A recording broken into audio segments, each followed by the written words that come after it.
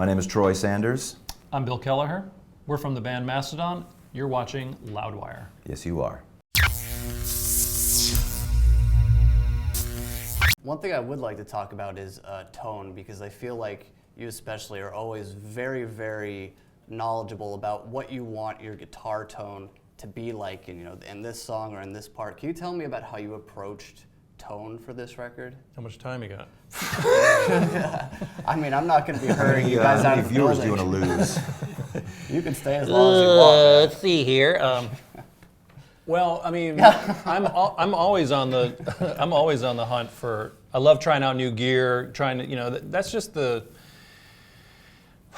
This is the nerd in me, I guess. Ever since I was a kid, I was just buy one amp and I'd try another. Always searching for the perfect tone, which a lot of guitarists do, But finally, when I started working with Friedman amplifiers, which I felt like were the best sounding amps on the planet, and kept calling them, saying, "Please make me my own amp," and I helped them design it, and I just kept saying, "More gain, more gain," and he's like, "It's got enough gain." I'm like, "No, make it go to 11. I'm not kidding. Make it go to 11. Do I just have to have 2 gain stages? I'm like, because that's what I want, and that's what people are going to dig. So, of course, the Friedman Butterslacks amp, which is my signature model. Get yours today. Pick it up now.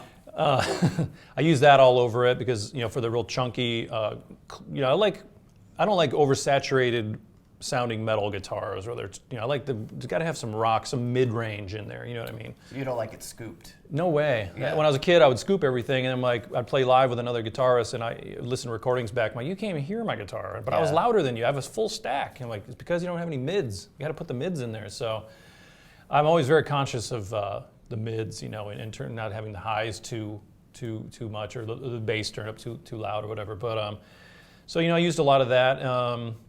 Also the Fractal Axe-FX. Oh wow, using that? Yeah, I've been using that for a couple cool. of years now, in conjunction with the Friedman, and that thing is just like a freaking gigantic toy store with every effect. I mean, and it sound. I mean, I believe it sounds just as good as having a whole pedal board full of pedals. You just got it all in one compact little thing. And a lot of writing some of these parts came from me just turning the knob on that in my home studio and just.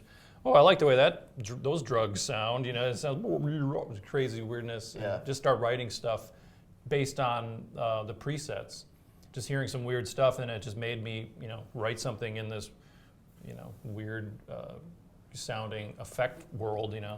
But some of the cleaner stuff, I found some old Fenders and some old like an old Silvertone amp that was it was ancient. It was probably maybe one of the first electrified amplifier with a speaker ever. It was these gigantic knobs on it. It's 4 knobs, and I was like, we're really looking for something super clean, but abrasive clean. Yeah. And and the studio has 1 million amps inside of it, so we're always just plugging into a brand new one for another sound, because I want the album to be colorful. You don't want to just use the same amp, same guitar for the whole thing. It just kind of sounds.